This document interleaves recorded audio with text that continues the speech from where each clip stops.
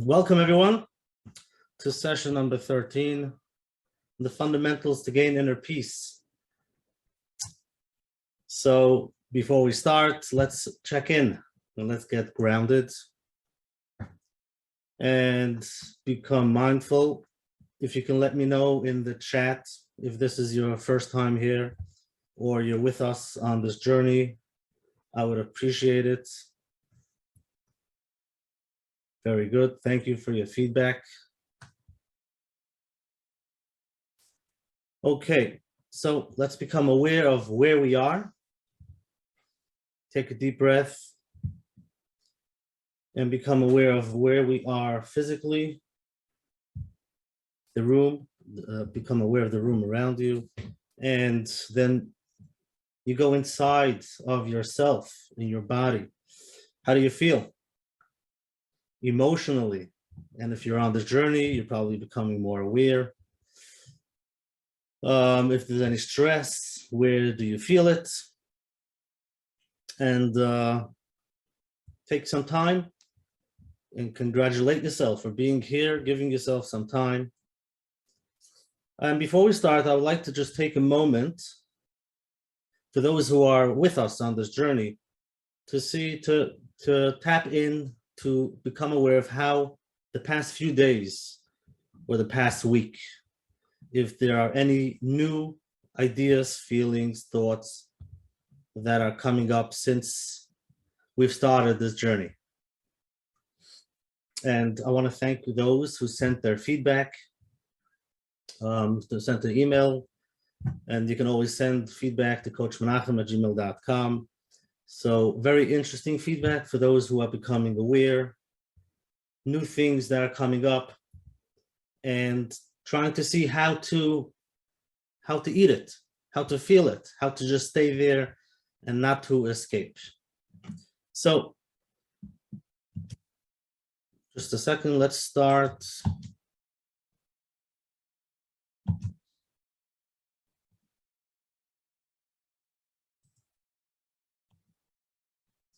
Here we go. We're going to have a little recap of what we discussed, and then we'll continue a little bit. And hopefully today we'll finish with a guided meditation. So one of the things we've started with the past few weeks is generally just becoming aware of whatever it is, really becoming aware of ourselves, our feelings, and emotions. We discussed whether it's positive or negative. We do need to build positive emotions because most people tend to go and feel the negative emotions. And that's even after you start feeling, after you understand that it's more healthier to feel and not to suppress the emotions. So we become aware of the negative emotions. And that is the reason why we escape. And whether it's escaping, everybody in their form, it could be at work, it could be with your phone. And the truth is, many addictions could be a result of not being able to sit and just to experience. So that's what we're learning over here, how to experience and not having to be all over the place except where we are. Why is that? Everybody different. We discussed the grief process, that it's okay if you find yourself escaping. You become aware that you don't want to be, you don't want to feel. And that could be is part of the grief process because it's too hard. And like we mentioned, for many people, if you're going through trauma, it wouldn't be a good idea to stop and think about it, feel it. It might be a better idea if you go on, do what you have to do, keep yourself busy. But we're discussing over here when you're not going through the trauma. Everything from the outside looks okay, but for some reason it's hard to just stop and relax and just find yourself in a relaxed state to be able to enjoy, experience the positive. And the reason for that is because once we start experiencing, we see both positives and negatives. So we need to build the positives, obviously, build so we feel positive, and not to escape from negatives. And to be able to stop being, stop running and being busy all day doing stuff. We have so many things to take care of day in and day out. Start being, just find time to be. Just being comfortable with who you are. And to be able to create space, like we heard from Viktor Frankl, between stimulus and stimulus and response, there's a space. There's a stimuli, something that happens, something's going on. You get an email, you see a person, it could be a smell, whatever 5 senses. It stimulates, and then there is a response right away to do something about it. But what we need to do and what we're learning is to create that space, broaden that space, so that we don't react to the stimuli. We can make conscious decisions. So really to create that space and stay in there. And in that space, obviously, you can find things that you don't like. So we learned how to notice and notice our thoughts. Take a moment and just become aware of our thoughts. And so this is basically a little bit of what we learned, what we discussed.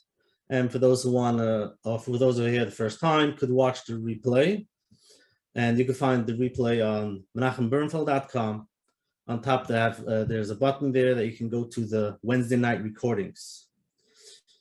So last week we did discuss that you are not your thoughts. Very, very interesting concept. But once you get it, it really helps out with all of what's going on. Because we have thousands of thoughts every day. And sometimes we're not even aware of the thoughts. But if we can become aware of the thoughts and then be able to see them, just become aware and see those thoughts, that helps to be able to stay calm. Now, somebody sent an email. Now, it's a good question. I think we went a little bit ahead of us. And I went right away to this idea that we're not our thoughts. But basic question is, if I'm not my thoughts, then why do I need to feel? Like we discussed till now, we're feeling the emotions. Emotions come from thoughts, usually, the way we think about life, what's going on, our perspective.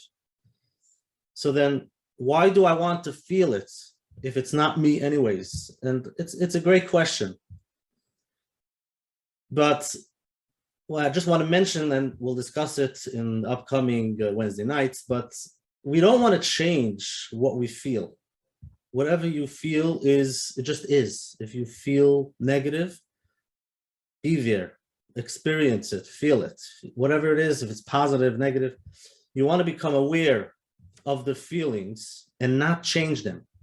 Changing, if you want to change the feeling, that itself creates anxiety.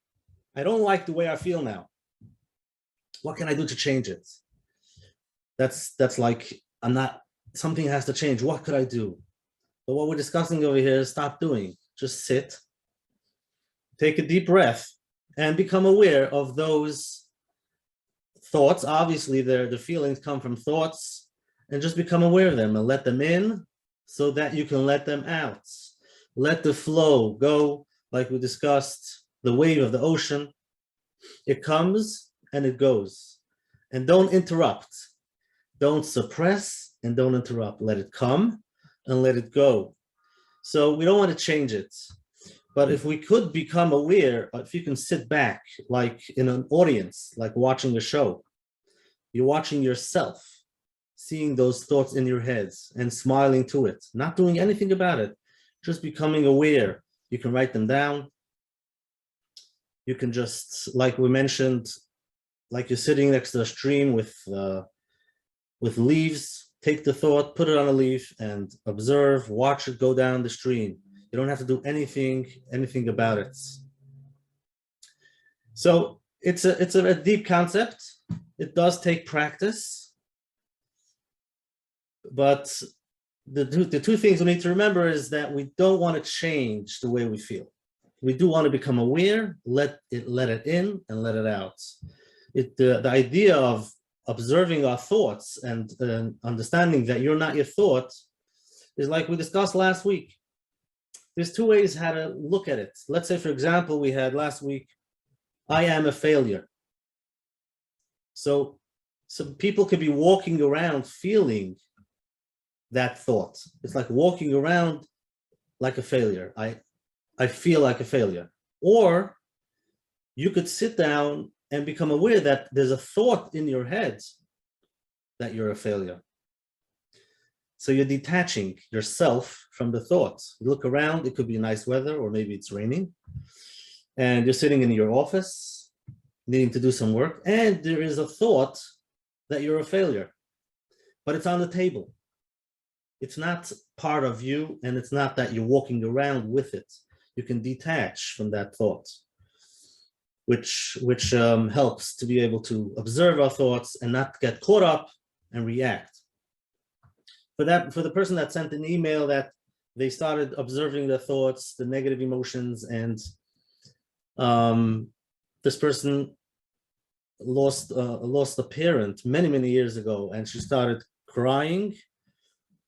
So it is possible that you've never let yourself go through that emotion, and now thinking about it, letting yourself be there and feel it, will bring up that emotion, will bring up the sadness or feeling, whatever feeling it brings up, and it brings you to tears, which is okay.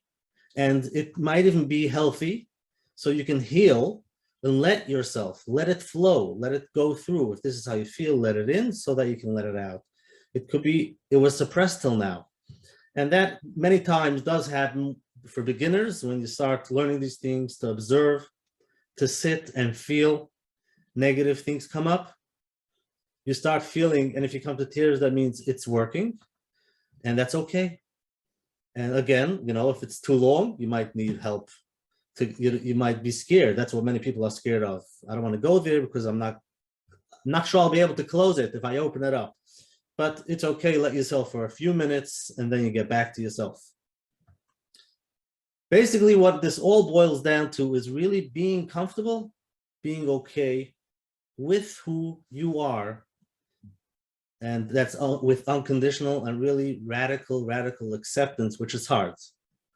I just want to continue with the concept of attachment theory, which we're not going to go into, but many of the way we feel, the way we act, and it could be with other people, and usually it has to do with the way we act with ourselves. So these ideas that I'm going to read from the screen are based on the attachment theory of how we grew up as young kids. Now, everybody has their own story, and you don't have to go back and start thinking of how it happened, but this is just an idea to see, how do I react to others? How do I react to myself? So that when I do become aware of myself, can I stay there? Can I be there for myself? And really, we'll continue in a different time, maybe next week or in 2 weeks, go into the topic of the inner child, because that's really what it boils down.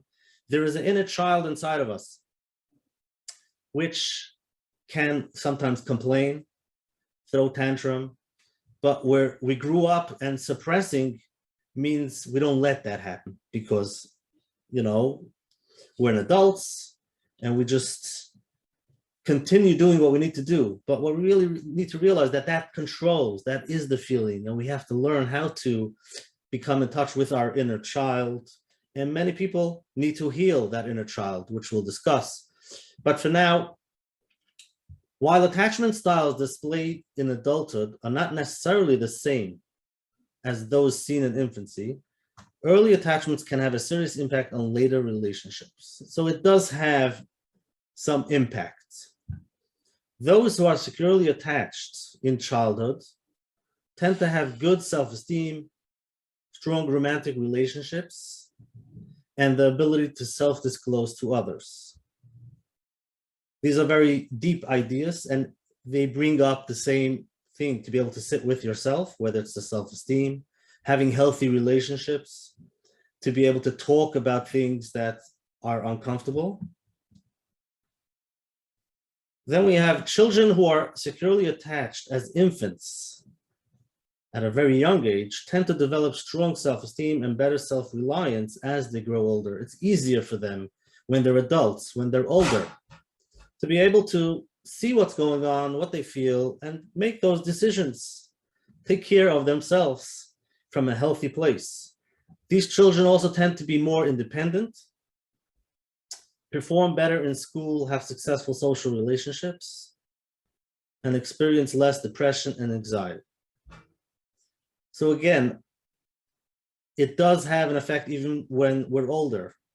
And you could be 20, 30, 40, 50, 60, 70, or whatever it is, that there is that inner child, whichever attachment you've had or didn't have, and it needs to be healed. And these are some ideas that come up to be able to sit with yourself, to be able to have a healthy self, whether it's self-love, self-care, self-compassion, self-acceptance, and self-confidence.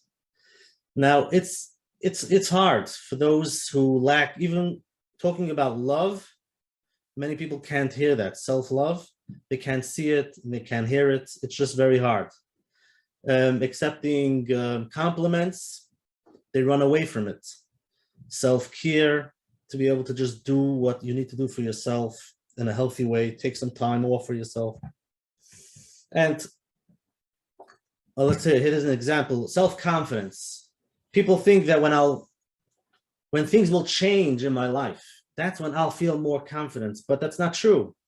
Self-confidence is inside of us, nothing to do with outside. It could be the money that you have, the relationships, or you think when I buy that, when I get that. Or you can stop for a moment now and ask yourself, what belief do you have about yourself that when you have A, B, and C?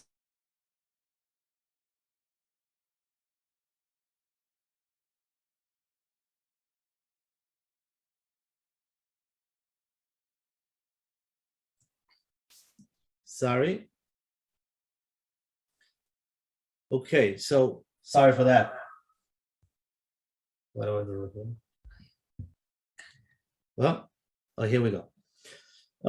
So again, self-confidence is not something that you can look outside of yourself and think that when that changes, that's when my confidence, when I have confidence, because self-confidence is inside, that inside, how you feel about yourself, no matter what.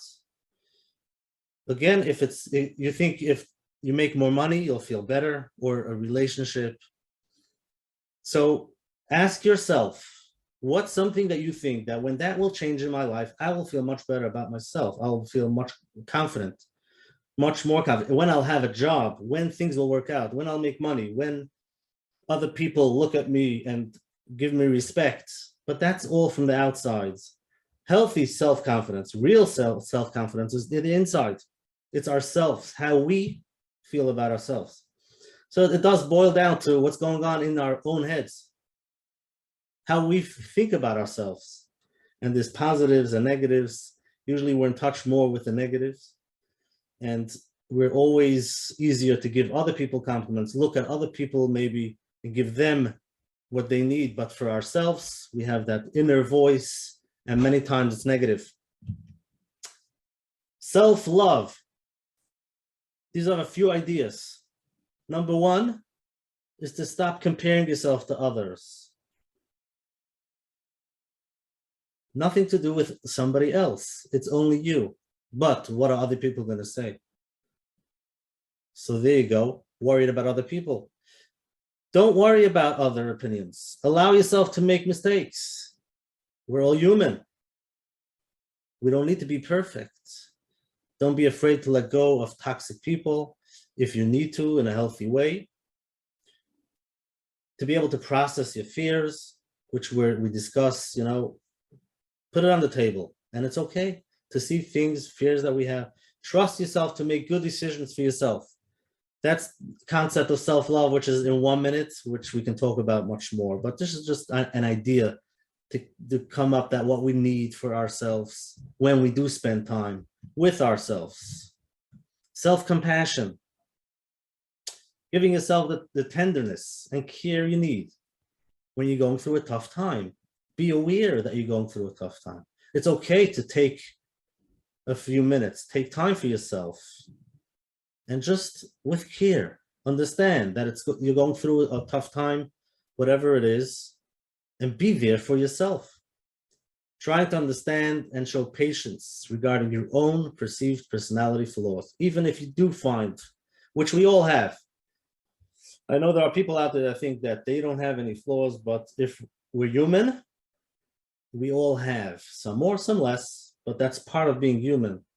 And it's being able to understand that, being able to be patient with it so that we can see it and see maybe we can do something about it, but being okay with it and being tolerant of your own shortcomings. And the truth is, all of this, if you can't do it to yourself, you can't do it to others.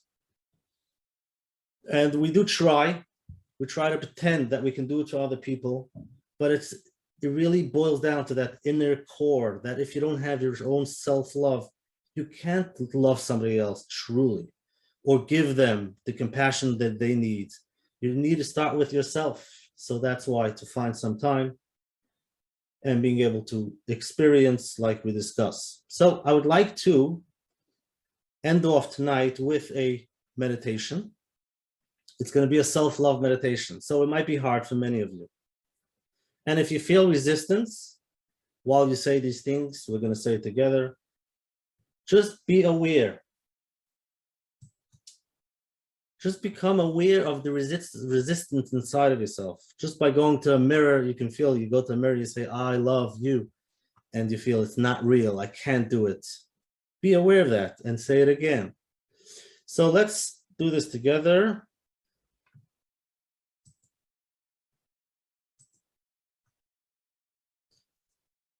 So if we don't allow the natural love for ourselves to be expressed, love does not reveal its beauty very often throughout each day of our lives.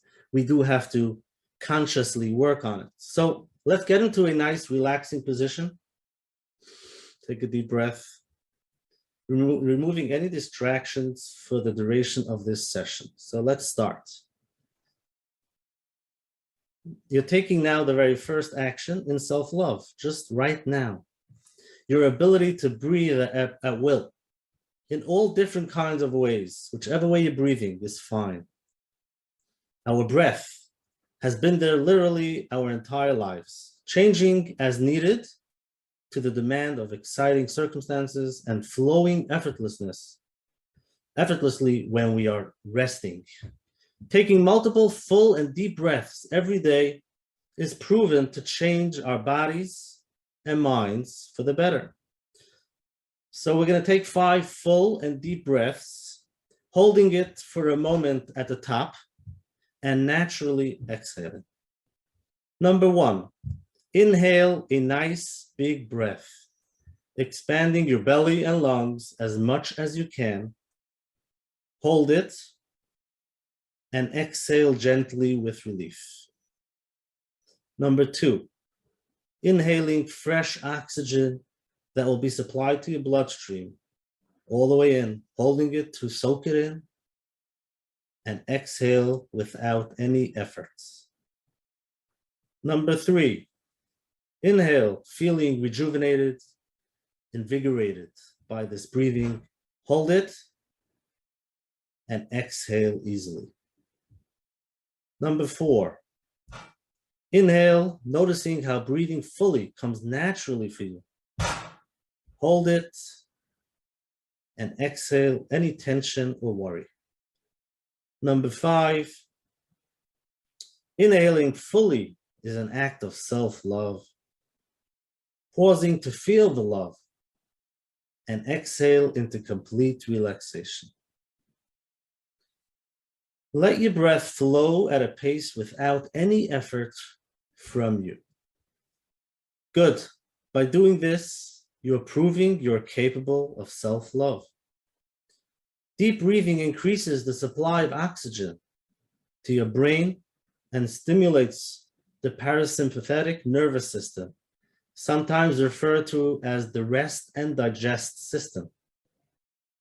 By breathing deeply and often, you're commanding your body to rest, which relaxes and rejuvenates you. This is self-love in its simplest form. Anyone can do at any time of the day. Now let's honor ourselves by relaxing the mind even further. Notice now how your thoughts are rising in your mind, one after the other. See them come and see them go. Some thoughts linger for some time. Some thoughts only come for a split second. If you can only focus, you will notice even smaller thoughts, such as describing the world around you, labeling the things that are surrounding you. Maybe you can hear the sound of your breath, or you can hear nature nearby, or perhaps cars passing by, or people talking with each other. Just go from sound to sound, focusing on only one at a time. Now stop focusing on the sounds and allow all of the noises around you to come in equally. When you hear them, they almost act as tiny waves of relaxation and calming your mind. Very good. Your mind relaxes when you activate your senses on command. Let's use the power of your amazing visualization abilities to induce self-love. Begin to imagine yourself full of an abundance of self-love. See yourself now choosing healthy foods, cooking at home so you know all of the ingredients you're putting into your body. Vividly see yourself eating well. When you eat well, see yourself enjoy these moments. You feel the nutrition that these choices bring you. Imagine now you have a strong will to avoid junk food and unhealthy drinks. See yourself in great detail, confident, saying no to all these things you feel you don't want, and you feel very proud now when you avoid eating something unhealthy. Good. Eating healthy is an essential component in self-love. Another form of self-love is observing your mental chatter. In order to have great self-love, you must expand the good things you feel about yourself and challenge any negative thoughts as soon as they arise. So hear yourself saying, when I fully love myself, I'm able to fully love others.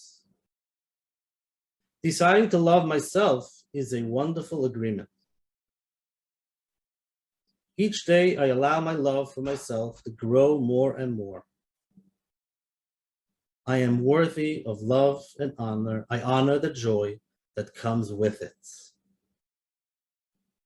Deciding to love myself unconditionally, no matter what happens and how I feel. I deserve love and self-respect. My self-esteem grows along with my self-love. I love and accept everything about myself. I completely and always love myself. Today, I love myself even more than yesterday. Truly loving myself is easy for me.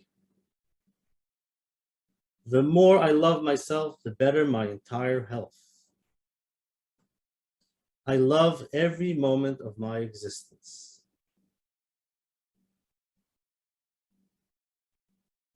Every part of me that makes me who I am is encompassed with love. I have unconditional love within me that overflows in abundance to those around me. Now become aware of how you feel and gently opening your eyes, take a fresh breath and know that whenever you love yourself, you will find love. So that's it for now. And whatever came up, I hope you were able to observe. You can let me know in the chat what came up for you, what the resistance was, if there was any resistance. And if you would like to ask questions, now is the time. You can ask. If you want to ask live, you can raise your hand, or you can put it in the chat. So I would like to thank you all for being here tonight, and hopefully Mitzvah will continue next week. We'll try to go into the idea of healing our inner self. But that's it for tonight. Thank you. And again, if you'd like to ask any questions, feel free. You can raise your hand or put it into the chat. And you can let me know what came up while we were doing the meditation, if there were any resistance or not.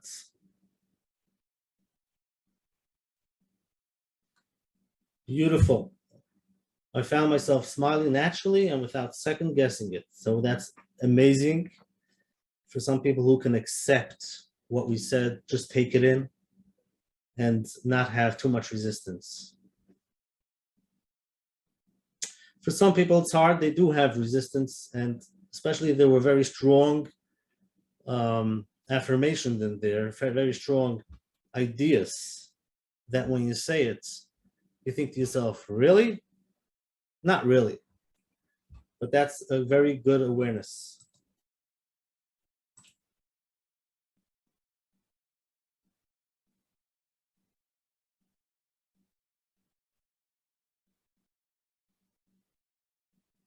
Right. We did discuss in their self-love, and what we brought up was healthy eating. So again, for those who have a hard time, the resistance comes up, you can try to say it again, do it with the recording, or find your own affirmations, which it does slowly go into the subconscious, and it makes different, it does change the way you think. And you can use the Havening technique that we discussed to help you get it into the subconscious. And if you do it more than once, this might be the first time you're doing it. If you do it again and again, you get used to the idea. Affirmation could be new. If you do it again and again, it makes a difference. This is a very important question. How do you really believe that you are worth loving? I understand the question to be is, how do you believe that you're worth to love yourself? And this is what many people struggle with. Maybe I don't deserve to love myself. And that's pretty sad, because there's no such a thing, as long as we're human, and for us, for sure, for us Yidden, but even before we go to religious, any human on this universe deserves to be loved and to love yourself. If you have these ideas, if you're not sure, you have those voices, so realize it's a voice saying, who said? Maybe not.